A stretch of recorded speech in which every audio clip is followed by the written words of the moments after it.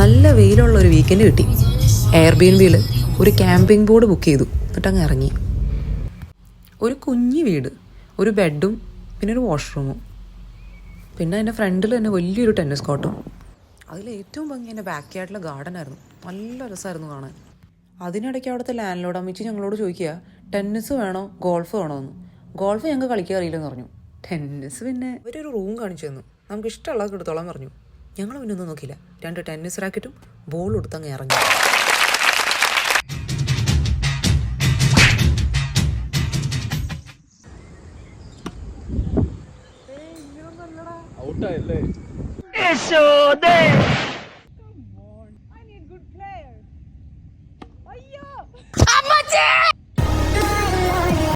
അതിനിടയ്ക്ക് നല്ല കുറെ ഫോട്ടോസ് കിട്ടിട്ടോ.